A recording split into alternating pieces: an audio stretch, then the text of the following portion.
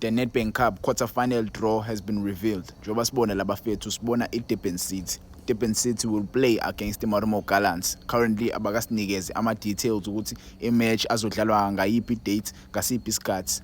But njengoba nibone la kuma-quarterfinals iDurban City i-team yala eThekwini izodlala against iMarumo Gallants, i-team yale Bloemfontein. To be honest, I feel like lama team lawo omabili ajabulile njengoba eqhathanisiwe omabili because lama team lawo omabili most ama-team amakhulu befuna uqhathaniswa kanye lama team lawo two, iDurban City or iMarumo Gallants. Naku bezodlala ndawonye oyedwa wabo uzoba kuma-semi-finals.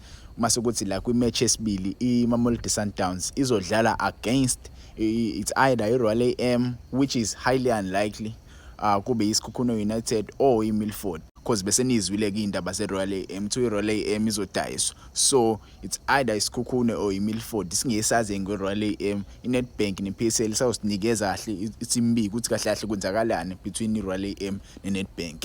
Yabo ngabe khona team ezongena kuleso sikhala sayiRoyal AM noma yabo. But nje umbiko ngisawuzwile kuthiwa iMamelodi Sundowns izodlala between the three teams.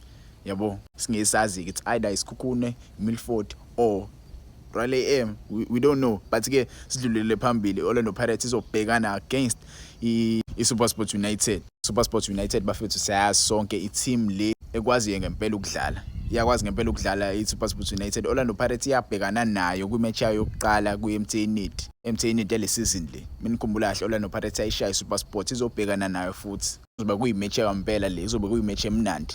Mase kuthi la Steelers isobhekana neKaizer Chiefs. Mina ngikhumbula kahle igame yeKaizer Chiefs sathana kudlala neSteelers yawina ngo-1-0 iKaizer Chiefs. So for me I feel like iKaizer Chiefs inayi upper end izokwazi ukuya kuma-semi-finals. But ke mase ngishaya i-prediction yami, my prediction akulama games lawo yi4 la ngiyayibona iDurban City iwina. I see iDurban City iwina because mase sibheka iDurban City idlala isokwe-team eyimisela ngempela. Yabo iphela imoya indlela edlala ngakhona. Sibonile indlela ewina ngakhona idlala against iTS Galaxy, even though there were questionable decisions abeyenziwa o-referee kule game, but iDurban City ubuyibona ngempela ukuthi iyadlala ngokuyimisela.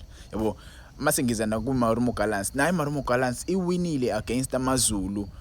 Yeah, khona igoli eliphikiwe lamaZulu, but ke I don't see iMarumo Gallants ishaya iDurban City. Oqala iDurban City idlala home isijwayele lapha indlela yokudlala lapha eChesterfield. Chaswet njalo isijwayele ukudlala lapha ine winning record eningi lapha eChaswet. So I don't see them losing against iMarumo Gallants. Mase siza la kwiMamelodi Sundowns versus these three teams, I see iMamelodi Sundowns idlula whichever team ezodlala nayo la. Yabo ngiyababona bedlula, mhlambe bangaba nayo inkinga mabezobhekana neSikhukhune because I see iSikhukhune siwina lama games lawo. But ke singesazi Sundowns versus iSikhukhune kuzoba igame emnandi futhi naleyo.